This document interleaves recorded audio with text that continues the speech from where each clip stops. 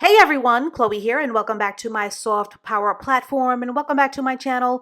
And if you are new here, ladies and lurkers and ear hustlers, welcome. So this viral crash out clip was a highly requested one for my thoughts and for some of my feminine feedback. And what can I really say? These emotional outbursts of frustration aren't anything new. We all know that the dating landscape is not an easy one to navigate and only becomes more frustrating the longer that you are in the market. But these viral video moments are great for do not try this at home case study lessons on what not to do. So here's the crash out clip, and I will be back with the rest of my commentary. What the does that mean? I don't get why I'm still single. I don't get it. I'm a catch. What is going on in my life where I don't have a man? Or are my standards too high? Do I box myself in a corner all the time? Like nowadays, men today want to be chased. What happened to masculinity? What happened to chivalry? What happened to men courting women? What happened to that? Back in the day, dating was so much easier and it was fun. Today's dating is hell. You give a guy your number and all of a sudden you don't hear from them until like 3 to 4 days later.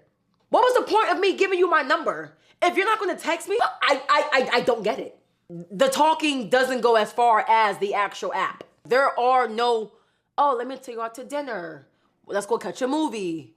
Let's go to a cafe and get to know each other.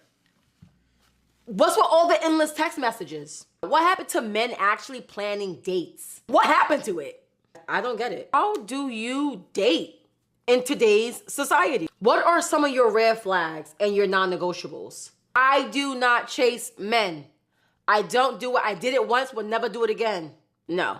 Never again will I chase a guy. My biggest ick is a guy that can't hold the conversation. Now, I gotta talk the whole goddamn date. I hate it. I don't got time to be dating no guy that don't have no money. I'm sorry. I'm sorry. I don't want to sound shallow, but I've dated broke men my whole life. I have.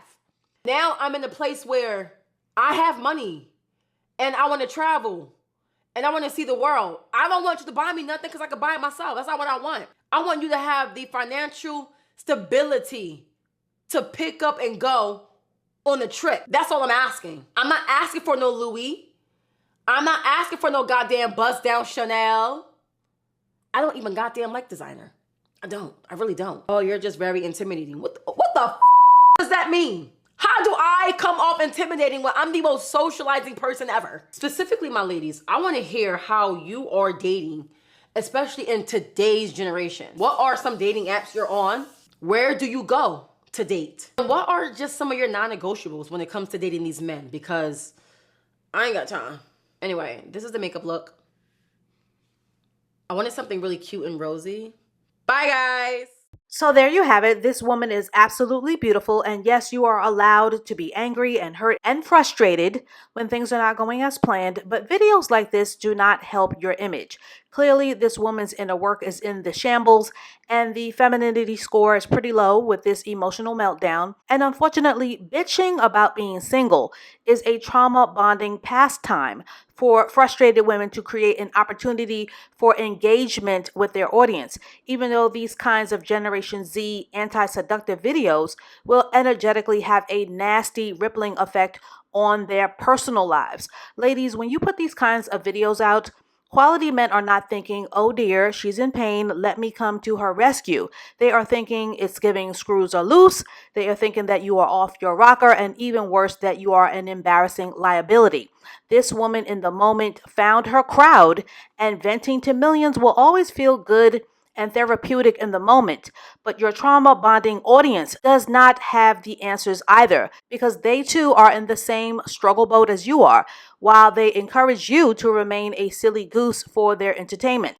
Now, what I am about to say may ruffle some feathers, but calling yourself a catch when no one has caught you just screams defensive posturing, and to boot now puts your frequency to the masculine divine as one notch above desperate, which in turn attracts the dusties, the bottom shelf, and those icky pretender weirdos who will only sleep with you but who will never marry a woman who cries online about being single. Again, this is why it is your responsibility, ladies, to protect your image with privacy, mystery, and mystique. Now, for my ladies who are taking notes, Nature likes winners, and people in general are not attracted to what nobody else wants because that is human nature. No one wants a person who cries about being unwanted, and no one wants that last can of string beans that are sitting on the shelf unless they themselves haven't eaten in 40 days and 40 nights. So, the new feminine lesson to learn here, ladies, is to never advertise that you aren't wanted because it is not going to eat the way that you think it will, even when your audience trauma bonds with you and eats it up for breakfast, lunch, and dinner. A man should always think that you are an in-demand woman, even when in reality you are sitting at home alone on a Saturday night. Because if you don't act like a catch, nobody will treat you like one. Simples. And when it comes to the game of attraction, people like mystery. And when you make ranting videos like this, you destroy your mystery. So if I were her, I would destroy this desperate and angry public rant immediately, and I would do the work of cleaning up my mindset and cleaning up the collateral damage of putting out this kind of anti-seductive content. Our job as a woman is to focus on our radical self-care and to educate ourselves on how a man actually falls in love if we want to be well-watered wives. And all of that feminine homework is quietly done in private, in feminine community, and offline. And when you don't do the work, you'll be well on your way to becoming a bitter hag who waters her insecurities for sport. And that is how the womanhood cookie crumbles. Ladies, there is power in the tongue and in the way we meet life with our expectations. That is why when you look at everything with a limited, lack, or downtrodden mindset, that is exactly what will show up at your doorstep. So when you make it your business to speak down on the dating pool that you are currently in, you will attract the worst in your dating pool to yourself like a magnet. Ladies, when you are truly in your feminine, the masculine will find you. So that is all that I have to say on this for now. But to get this conversation started, do you see yourself in this woman, or are you currently course correcting? And as always, I thank all of you for liking, for subscribing, and for sharing the case study videos on this platform to grow our feminine community. And please stay tuned for more videos to come, and I will catch up with you ladies and lurkers and ear hustlers in the next one. My ex-boyfriend just got married. We broke up 3 years ago. He just got married. And then according to his wedding registry website and the story of their love, he was dating her while he was dating me. We were concurrent. And that's fun. Isn't that fun? And I'm not one for sharing on the internet, you know, I don't do that, but I feel a need to shout this from the town square. Because he took my virginity and then I guess took her on a walk. You know, I met his parents one weekend at their beach house, and then I guess she came up the next weekend. So isn't that fun? Isn't that fun to be a ghost? Be a ghost, be a mime. Hello, can anyone hear me? The answer is no.